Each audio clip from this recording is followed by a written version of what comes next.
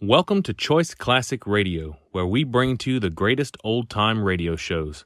Like us on Facebook, subscribe to us on YouTube, and thank you for donating at choiceclassicradio.com.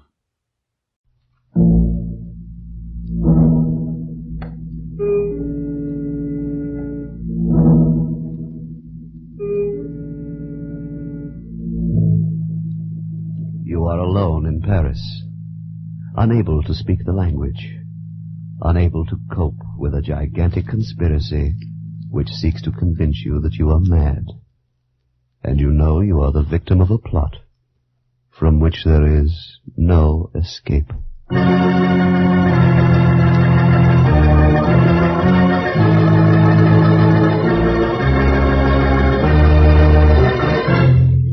Escape. Produced and today written by William N. Robeson and carefully contrived to free you from the four walls of today for a half hour of high adventure.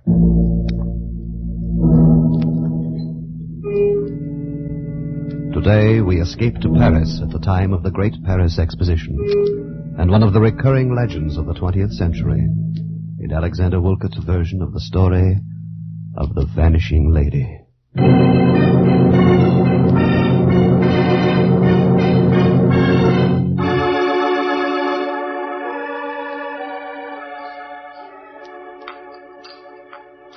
Another cup of tea, Bruce? No, thank you, my dear. I'll just light up the pipe now and have a look at the Evening Standard. I'd like another, please, Mother. All right, Alice. Only one sugar, dear. We must watch our figures, you know. Oh, what nonsense. A growing girl like Alice needs plenty of sugar. See, Mother, Daddy approves. Perhaps. But Mother is still boss. Yes, Mother. There's a dear. Mother, Yes, dear. I've been thinking.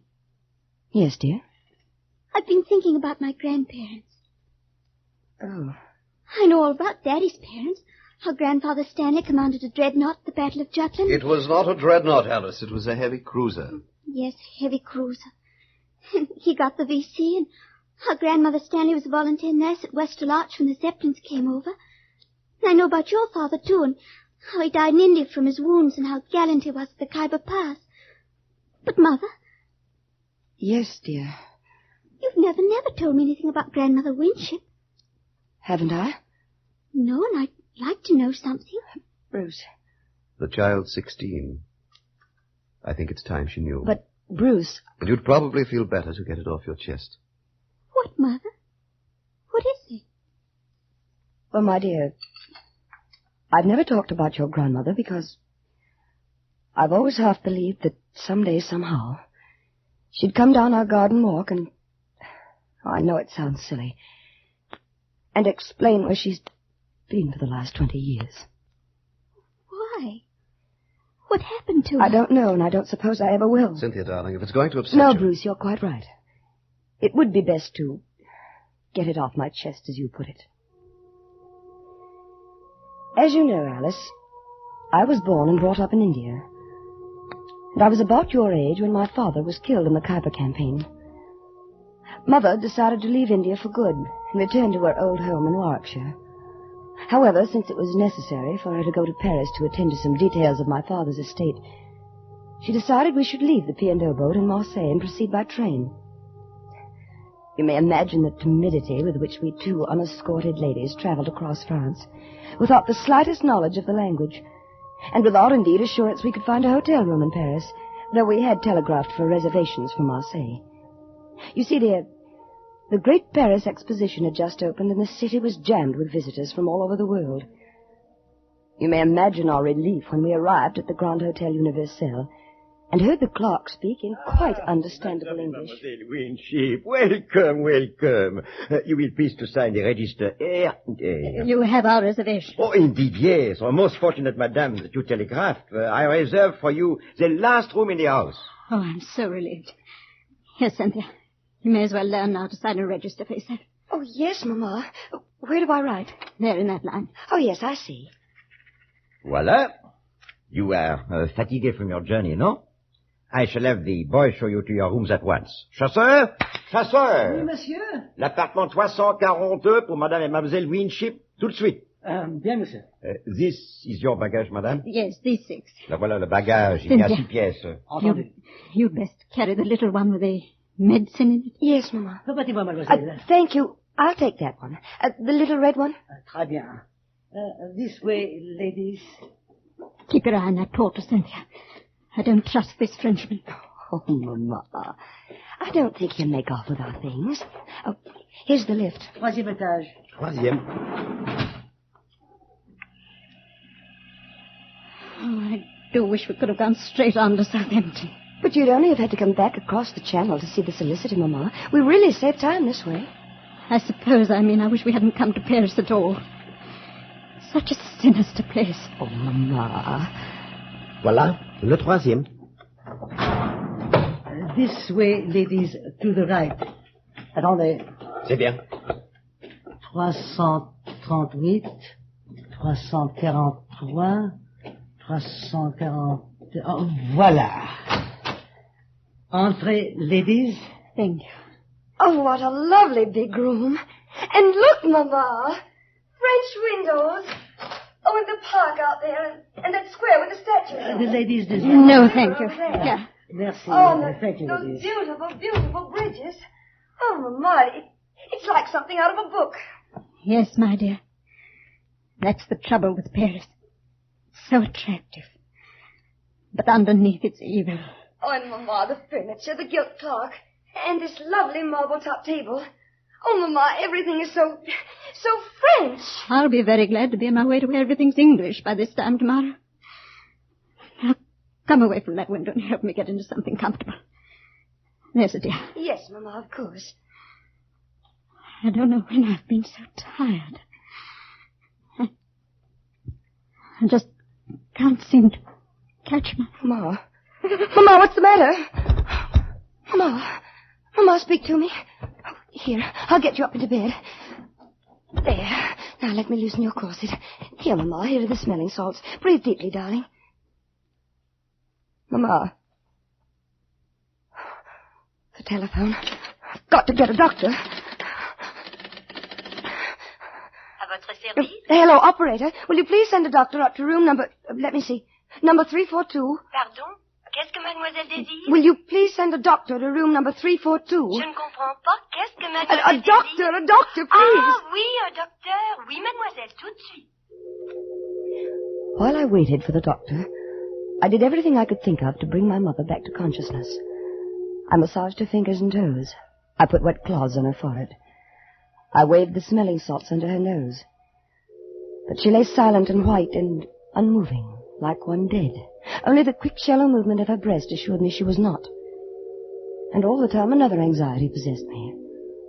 What if this doctor could not speak English? How should I tell him the circumstances of Mother's unexpected fainting? How should I understand his instructions for treatment? I'm sure it was not long, although it seemed like an eternity before he arrived, accompanied by the manager of the hotel.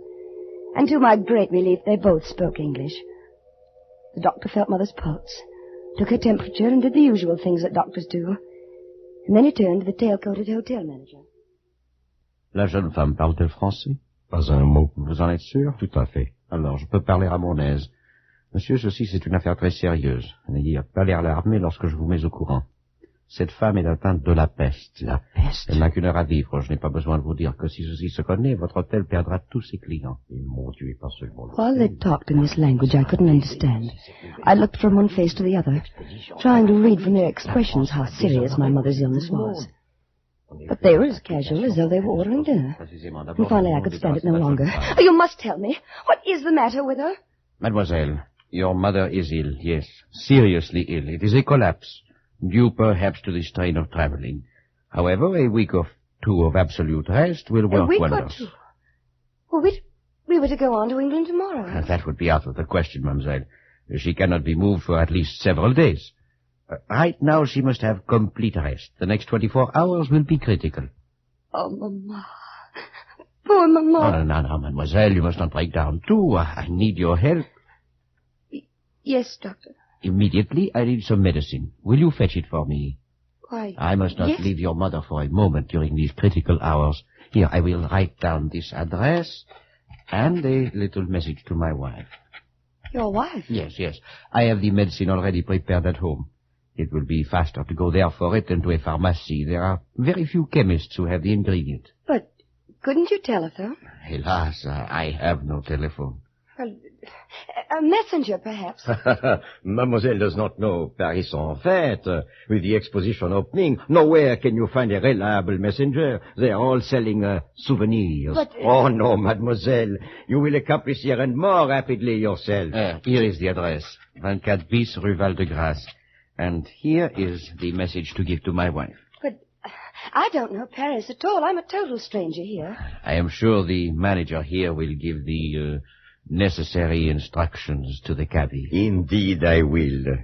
Now, if mademoiselle is ready... Before I quite knew what was happening, I was seated in a rickety taxicab outside the hotel with the doctor's message clutched in my hand, while the hotel manager gave valuable directions to the cabby. En plus, vous toucherez un pourboire assez grand pour remplacer cette vieille bagnole avec une belle voiture. Allez au petit pas.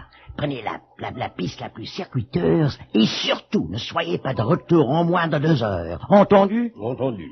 Bon. It is arranged, mademoiselle. Jacques is one of our most trusted cabbies. He will get you to the doctor's house and back in safety. Oh, thank you so much, sir. And you will look after Mother, won't you? Indeed, I will. Of that, you may be sure.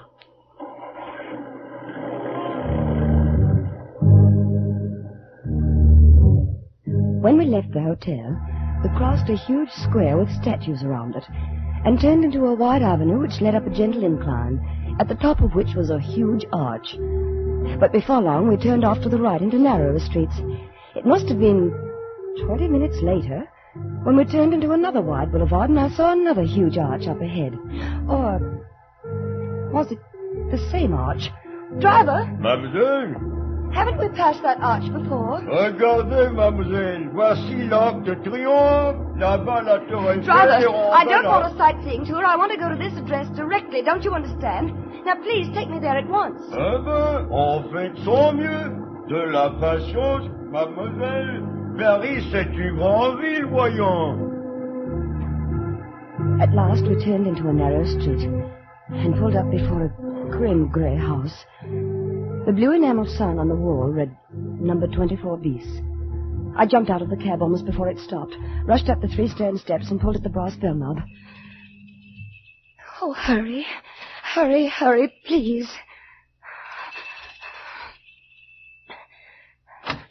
Oui? Oh, the doctor sent me for some medicine. Here, read this, please.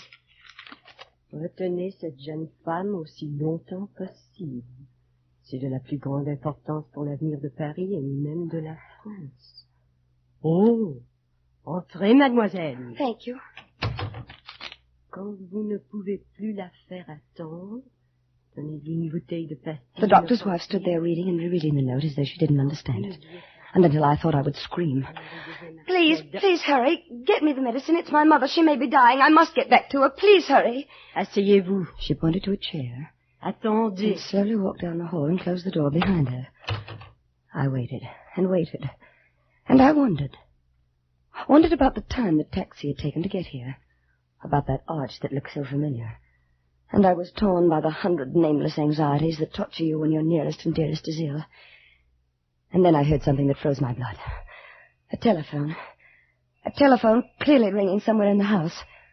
But the doctor had said he had no telephone. That was the reason I must come all this way for the medicine.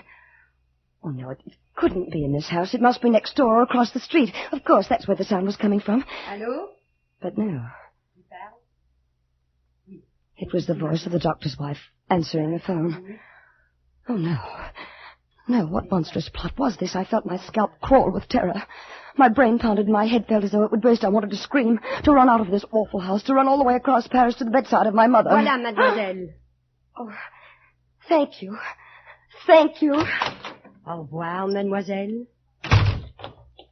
Now, driver, please, in the name of your own mother, hurry back to the hotel as fast as possible, please. Ah oui, on fait de son mieux, mademoiselle. Roulons.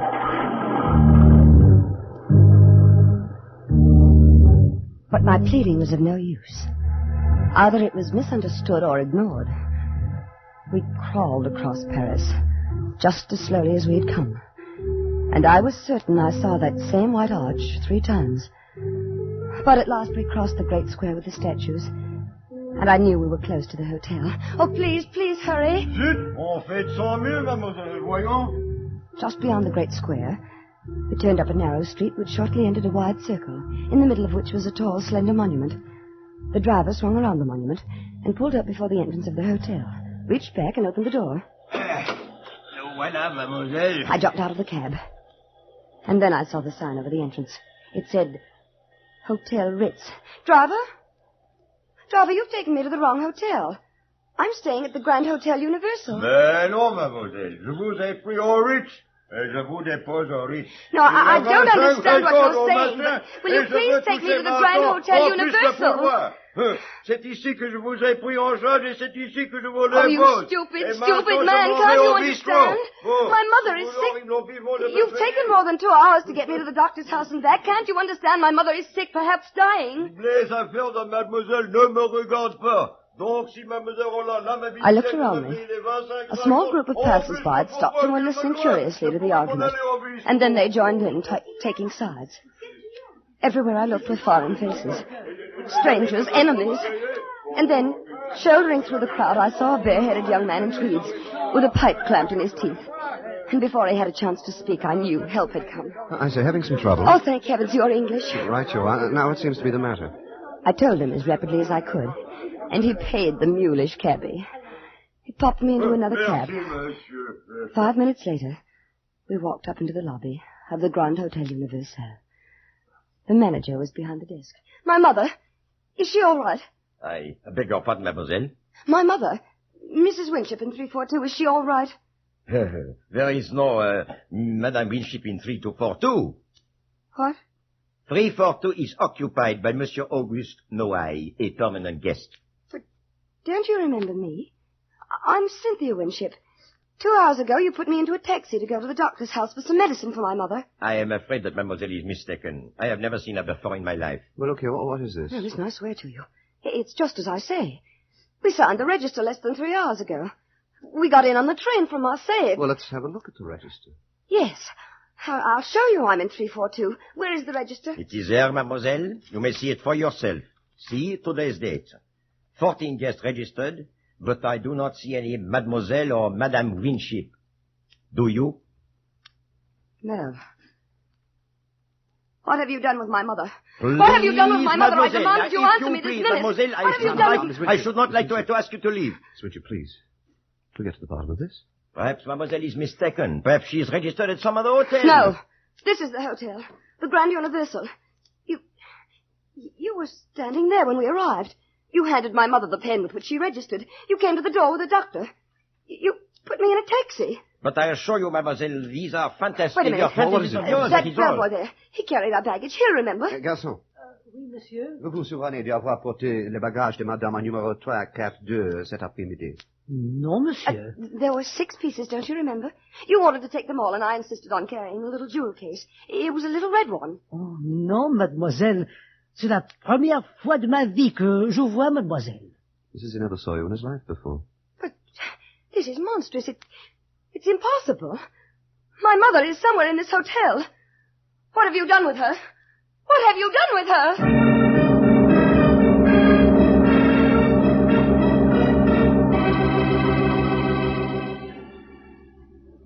Feeling better now, Miss Winship? A little, thank you. Care for something else? No, thank you. Another cup of tea, perhaps? Certainly. Garçon? Monsieur? Une tasse de thé pour mademoiselle. Tout de suite, monsieur. I don't know how to thank you, Mr. You realize I don't even know your name? Oh, it's Bruce. Bruce Stanley. I'm very glad to meet you, Mr. Stanley. It's a pleasure, Miss Winship. Mr. Stanley, you believe me, don't you? Of course I do, Miss We did Winship. register at that hotel. We were in room 342. Wait, I can even describe the furnishings. There was a big window that went from the ceiling to the floor. Well, every hotel room in Paris has windows like that, Miss Winship. Oh, they do? Yes. Well, in this room, the draperies were plum-colored, and there was a marble-top table, black marble it was, and a gilt clock it had run down. The hands had stopped, I remember, at 20 minutes past 3. The walls were covered in rose brocade, and the bedspread was a washed-out yellow. Oh, if I could only get into that room, you'd see that I'm not making this up. I'm not. I'm sure you aren't. Perhaps I can find a way to make them let you in the room. Can you? Yes. I'm with the embassy, you know, undersecretary sort of thing. I believe the British Empire has enough influence to change the mind of an obstinate Paris innkeeper. Well, then let's do it. Right away. Well, I'm afraid the might of Britain can't move that fast. It's past dinner time. But tomorrow we shall see. Tomorrow? But I must get into that room tonight. I have no money. Nowhere to sleep. Well, we can do nothing with the people at the hotel. You saw that. We'll just have to be patient until tomorrow. I'm sure I can find a room for you tonight in a pension near the embassy. You're so very kind. How can I ever thank you, Mr. Stanley? Well, you might begin by calling me Bruce. Thank you, Bruce. Thank you, Cynthia. Oh. What is it? I just thought of something. The doctor. The doctor? Yes, the one the hotel manager brought in to look after Mother. I still have his address somewhere here in my purse. Yes, here it is. Now, we must go there immediately. He can tell us about Mother. Now, let me see. 24 bis Rue Val de Gras. Well, that's not far. Just off Boulevard Raspail near the Luxembourg. Well, how long would it take to get there by taxi? Oh, about 10 minutes. But it took over an hour this afternoon.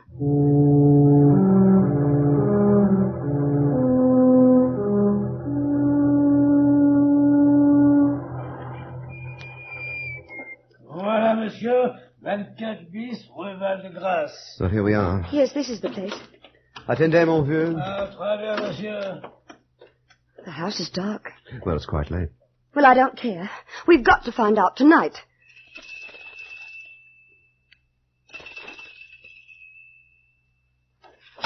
Qui est là? Qui sonne?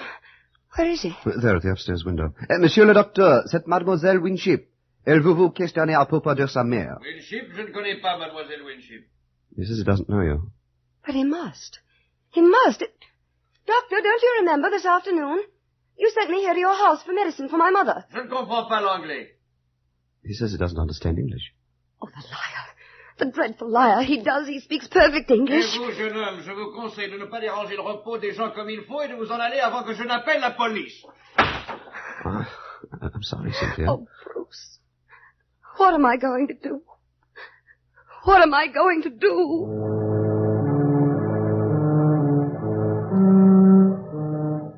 If it hadn't been for Bruce, I'm certain I should have gone out of my mind. He found a room for me at a pension near the embassy, where I spent a sleepless night of anxiety, almost beyond endurance.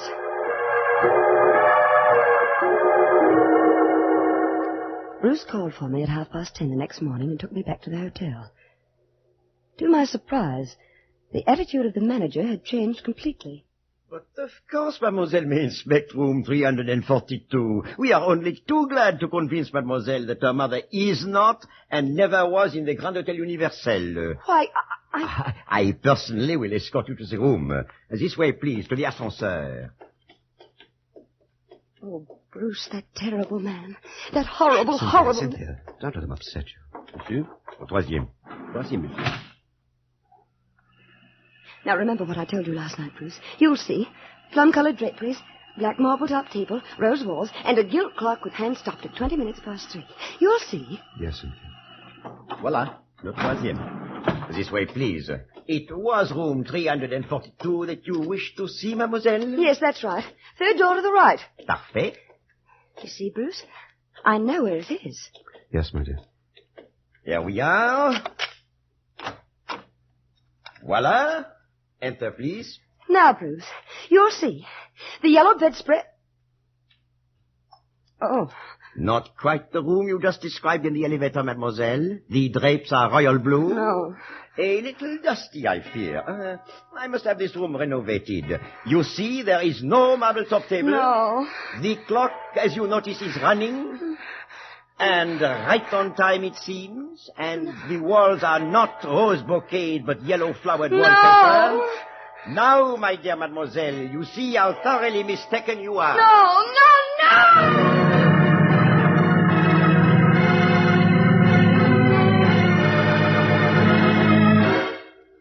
They had tried to make me think I was mad. They succeeded.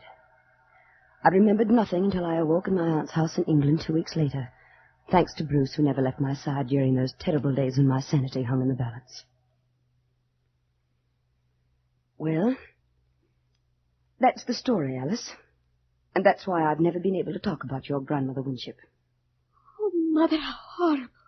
Because all these years I've clung to the foolish hope that somehow she'd come back and tell us herself what happened. You poor dear. You may as well dispel that hope forever, Cynthia. What?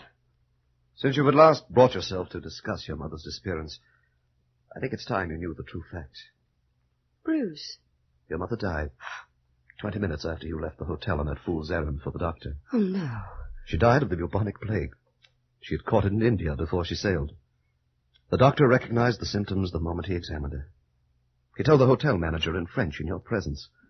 They agreed that the matter must be kept completely secret. If the news leaked out that there was a case of plague in Paris, the city would have been emptied of visitors, and the exposition would have been a failure. Oh, Bruce. The conspiracy of silence began in the hotel. The bellboy was paid to claim he never saw you. The taxi driver was paid well to take you to the doctor's house by the most roundabout route. The note to the doctor's wife advised her to detain you as long as she could. The taxi driver added his own imaginative touch by returning you to the Ritz instead of the Universal. I shudder to think what might have happened if I hadn't come through the Place Vendôme just then. But you didn't know? Not then. When did you find out? Next morning. By then the conspiracy had grown to international proportions. The embassy had been advised. If the exposition was a failure, the franc would fall and the pound sterling would be affected, that sort of thing. I knew when we went back to the hotel you would not find your plum drapes and rose-colored walls and black marble-top table. And you let me go through with that? What could I do? I was acting under orders. I knew that the hotel had completely fumigated and redecorated the room overnight, and everything was in readiness to repudiate your story. I had to let the last act of the dreadful farce play to its dreadful end. What did they do with my mother? Her body was removed from the room less than 30 minutes after you left it. It immediately burned. Why? Why didn't you tell me all this years ago? Why did you let me go on all this time? This is the first time you've ever mentioned your mother since then, my dear. Alice? Yes, Mother? There's a new issue of the Tetler in the library. Wouldn't you like to look at it? Mother, I want... Now, dear, there's a good girl. I want to have a talk with your father.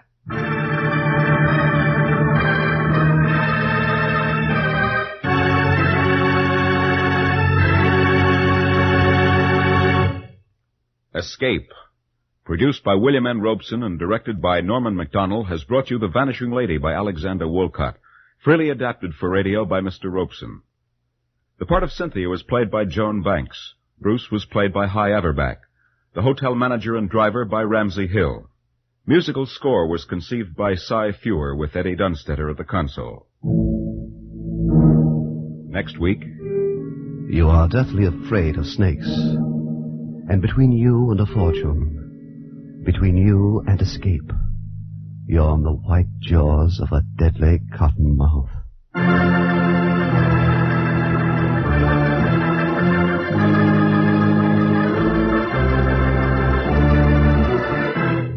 Next week, we escape with Irvin S. Cobb's famous story, Snake Doctor. Goodbye, then, until this same time next week, when we again offer you Escape.